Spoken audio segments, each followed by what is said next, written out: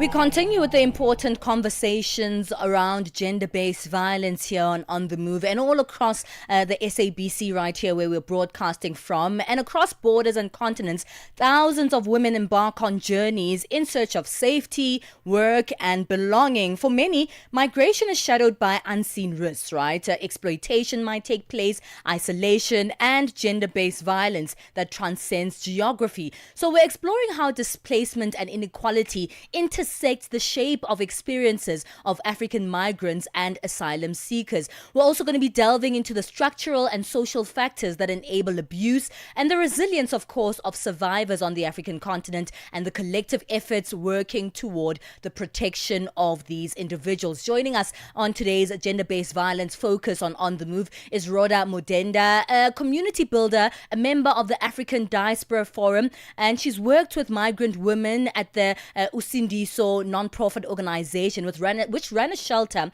to rehabilitate and provide support for abused women. Rhoda, thank you so much for joining us this morning. How are you? Good morning. I'm fine, thank you, and good morning to all the listeners. Thank you very much. Thank you. It's good to have you this morning. It's a very important conversation that we're about to have together right now. And for someone who's worked, around the landscape of the diaspora and around the landscape of migration, we know that people, and especially women all across the continent, do migrate for various reasons. Let's speak about some of those reasons that you have seen or you have explored. Actually, from the experience that I've seen on the African continent, either our people migrate because of economical benefits that they hear from mouth to mouth, or maybe they observe somebody actually having made their money by migrating, or they will have this problem of mutilation, the genital mutilation. I'm sure you know about it, that there are some countries where people are threatened by that. Or maybe conflict, you remember the Rwanda genocide where tribal people actually fight and people have to leave their own areas. And sometimes, even when maybe somebody has been married in an abusive marriage and they feel they want to go away, the only unfortunate thing is we don't have research written where people can actually just go and sit down and find out, if I migrate to such a country, what do I need and how do I get there? So those are the areas of migration that are common. Yeah. Religious, marriage, economical, and traditional issues. Now, sometimes, depending on the reasons of your migration, there could be a higher risk for your abuse, especially, when you speak about some of the things surrounding your leaving from one area to another. Some of the ones that you mentioned, maybe, being thrown out through marriage and now you have to migrate, economical reasons, war, etc. Many people, and especially women, do not have a proper plan before migration, because the reason for migration makes it quite urgent to move. How does that impact, the high, the high chances of abuse to take place if you don't have a plan of your migration and it's happening quite suddenly, quite quickly? Let me remind you that there was one part of people's talk where we always assured each other to say, when you are going on a mission, do not look on the bad side of it. Mm-hmm. So the only thing you had to look at is if I'm in this abusive marriage, how do I get out of here? And where I'm going, things will be better. So you don't even look at the bad side of how do you get there. As long as you can be able to afford a passport, then you move on. But mostly, some people would not even want to look at the issue of the passport. The only thing is they will look for is what kind of mode of transport can I be able to use from here. And from that very mode of transport starts the abuse. Because in most of the countries in Africa, if there are people that travel, it's actually the truck drivers. Yeah, and so that's probably where you begin to be vulnerable as a woman. But it's not just women themselves. Some women actually carry their children with them, right, on a journey. And that compounds even the vulnerability, because they're not just responsible for themselves, but also for their children. Yes, but you see, at the same time, we came to a level where from people actually wanting to migrate on their own, there came this situation where human traffickers also now have come in. They will go to an area and give people stories to say, if you came to me with me to such a country, you'll be able to make a better life. Not knowing they already have a market wherever they are taking them to, either for prostitution or for further trafficking to other countries. That's how complicated it has now become. Mm-hmm. So that issue of just being assisted by a truck driver, maybe to cross a border and get from country to country, has now been added up by those that actually participate in human trafficking. They enter a country and incite people to come along with them, and those are more dangerous because sometimes they'll carry the whole family. Mm-hmm. Yeah, and let's talk about that element of also, how danger is also compounded when you also have the responsibility of traveling with children. Danger becomes even much higher when you have children, because as a mother traveling with children, if you have this truck driver, you personally probably we don't have the culture of saving. Mm-hmm. So we can even embark on a journey without having any money in a bank account, without even having any money saved. Probably you've only got a few cents that you think would actually get you water or something like that on the way. Or now you start depending on this person who is giving you a lift, if it's a truck driver, that they will feed you on the way. So out of that, abuse starts.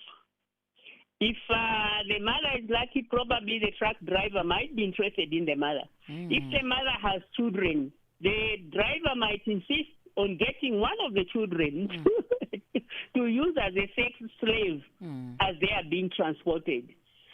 So after they've crossed borders, when you arrive in a country where you have not researched, you don't even know whether there are shelters, whether there are bus stops where you can sleep, where there are safe havens where you can stay. And it's not automatic that when you've crossed the border, you get a job. Even if you got a job, you won't be paid the same day. Yeah, there are a lot of effects there. I want us to come back from a break. We are going to take a break, Rhoda, right now, but speak about some of the most common abuses faced by, asylum seekers, faced by migrants, especially when they are already in the new country. But I mean, you've just mentioned some of them, about on their journey before they even reach their new country, there might have already been several abuses that they have been able to take. But we'll also need to speak about social structures that maybe are in place or need to be put in place to protect these vulnerable people from gender-based violence and other abuses. 20 minutes past 9 Central Africa time. We'll continue speaking to Rhoda Mudenda, member of the African Diaspora Forum, on this matter after the break. Call us on +27 63 406 9126. I can see my whole world changing. And contribute to the conversation.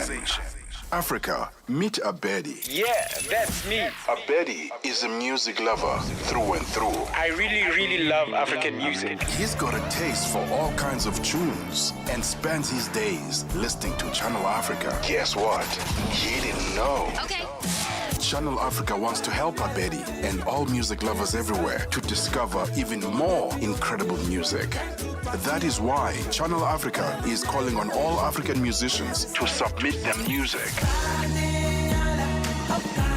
Musicians, remember to give us all your relevant information. Make your submissions at music@channelafrica.co.za. Submissions are your chance to be heard on radio.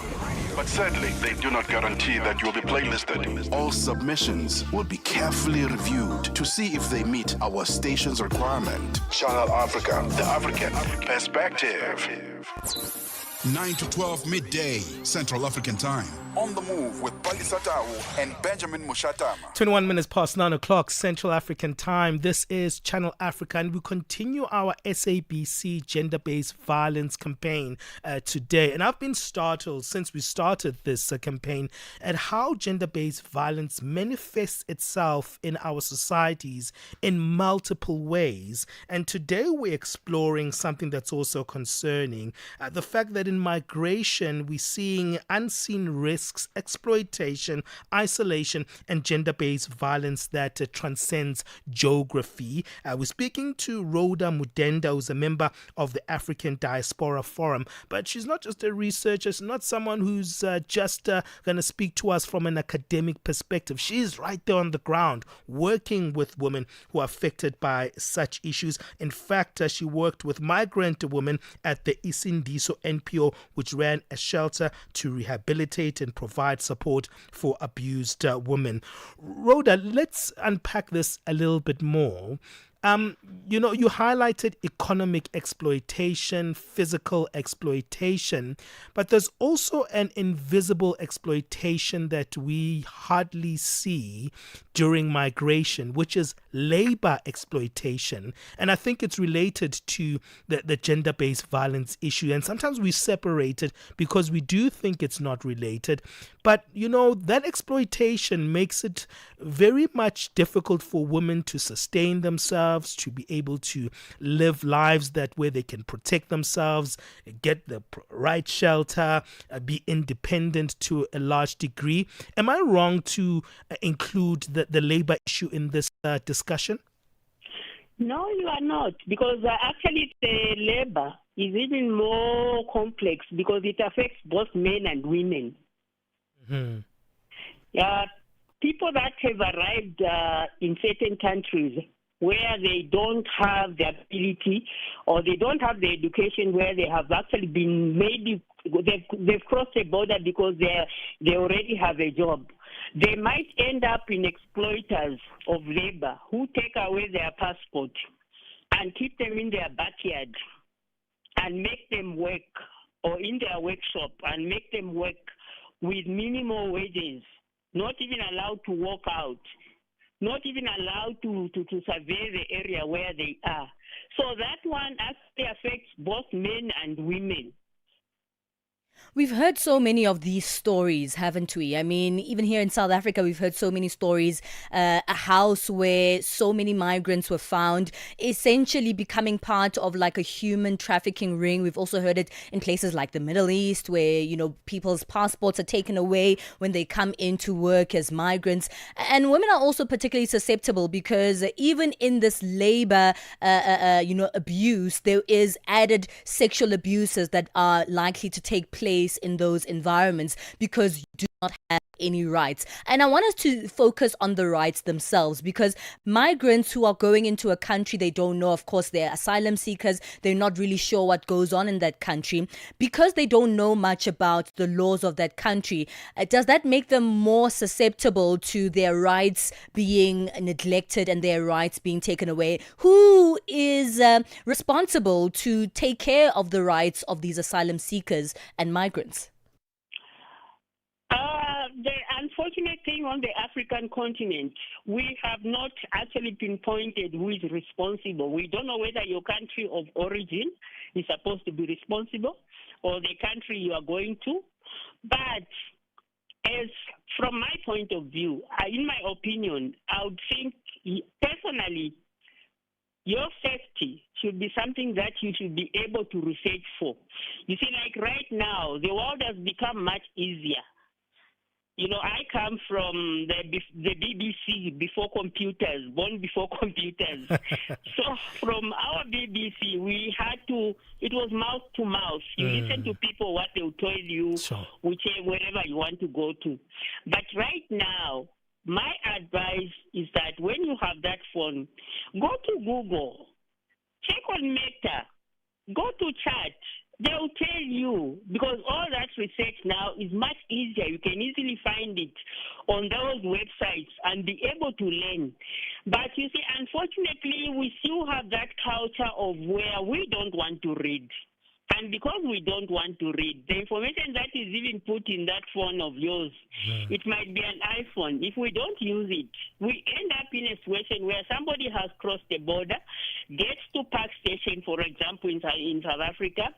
Some woman comes all the way from Katlehong, picks them up, takes them to a brothel, takes away their passport, they are dragged, kept in there, they become sex slaves. Yeah. If it's somebody who's got a factory, they take them to that factory. They don't even know which direction they've been taken to, or to a farm area.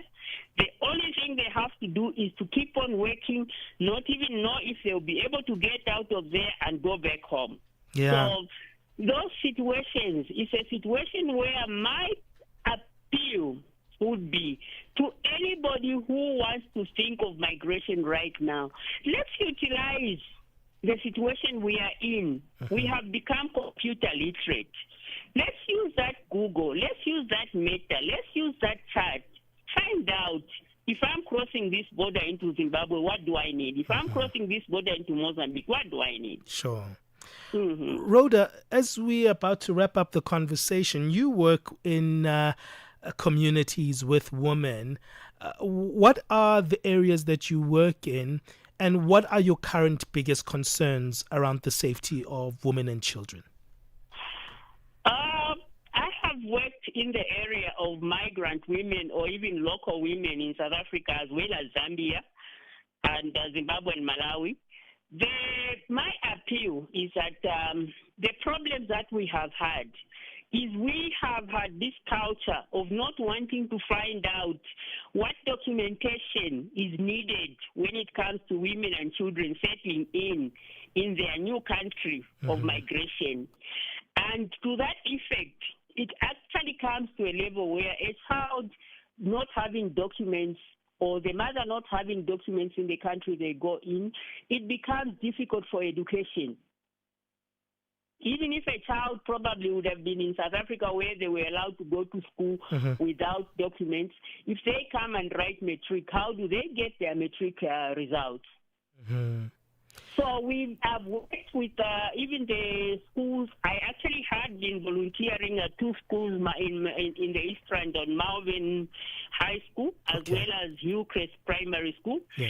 But the problem that we have, if you allow our people to bring in a child and ask them to actually, okay, now let the child go to school, you start working on the papers. It's like the time factor. They don't want to look at it. So by the time the child has come to write matric, the child has no documents. Mostly if you go to those schools, you find that there are so many results that were gotten and they have not reached these children. So you mean this child has gone through the 12 years of education and has no document. What does the child do? Well, Rhoda, we have to leave it there. Thank you for giving us your time and your expertise and knowledge in this one. Thank you for joining us here on Channel Africa. Thank you so much. I really appreciate, and I hope at least you can continue with programs like this so that at least those that need to be educated on these issues can get their education. But I urge people to actually come to a level where we should say, we can't go to the libraries anymore. Let's use the phones that we have and get the information. Thank you very much. Thank you, Rhoda, for your encouragement, and thank you for your participation as well. That's Rhoda Mudenda, member of the African Diaspora Forum, working with migrant women at the Usindiso NPO as well. And that's a shelter to rehabilitate and provide support for abused women.